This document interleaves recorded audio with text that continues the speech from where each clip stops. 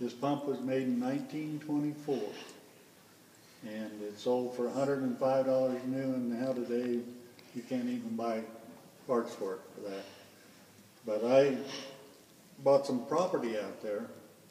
It used to be on the Beckett Ranch, and this was before electricity. Well, they had electricity sometimes, but they didn't have electric pumps for pumping the gas.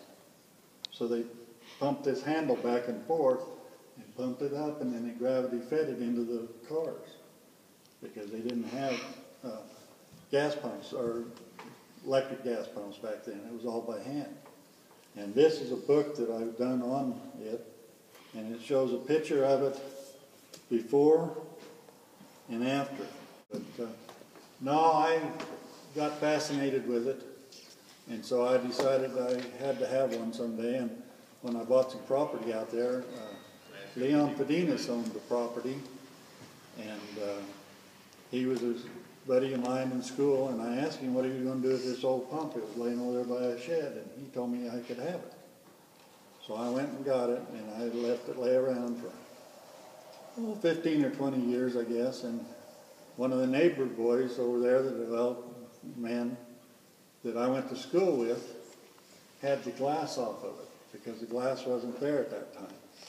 And so I bought that and put it back on the pump, and I had to buy a couple pieces for it, but mostly it was still original, and the pump wasn't seized. A lot of them, the pump inside just froze up, but this one's not, and it never has been.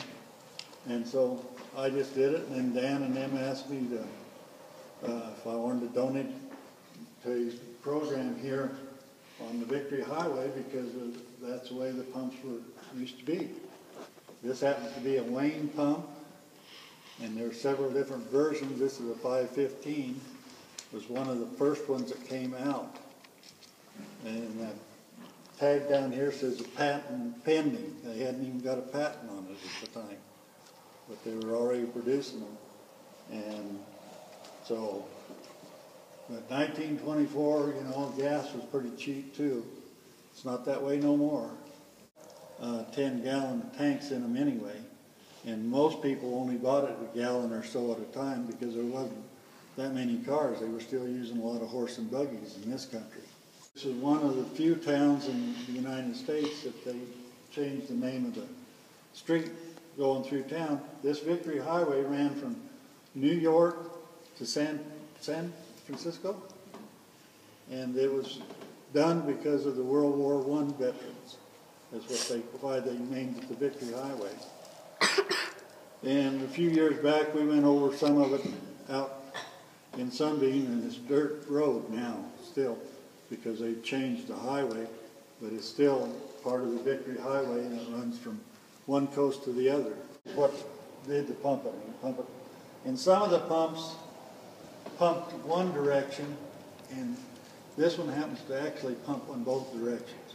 But some of them had a dead stroke one direction. But this one actually pumped gas on both strokes. So, but it's got a double barrel pump in there. It's in the book, you can see it. But originally, like I said, the pump I never tore down. It was still working when I picked it up. Divide, when I grew up, Great Divide, the old town side of Great Divide, there was a Conoco pump like this, one Frontier Conoco. Well, and on the same token as this one, they came in standard color of red, you know, and if you wanted another color, according to the promotional deal, it cost you $2 more to have a different color back in them days, but they normally was all red. I happened to pick the colors I wanted to put on this, but a lot of the stations painted in their colors, whether they were green or whatever. I've got a picture of me in a apple box on a sled right down here across from the Conoco station when they still had one of these. They had the other newer pumps, but there was still one of them across the street at the Conoco station. And that was about 1943. The top, a few pieces, and then the bars have been changed in numbers. The glass and the main part of this pump is all original. And it's a 50-50 chance that this glass is on the pump that it came on, because actually 2 pumps there, and when I got this one, there was not the other one, but the guy that I bought the glass off of got both glasses, but he broke one getting it off. But that's 1/4-inch plate glass, and they have a tendency to break.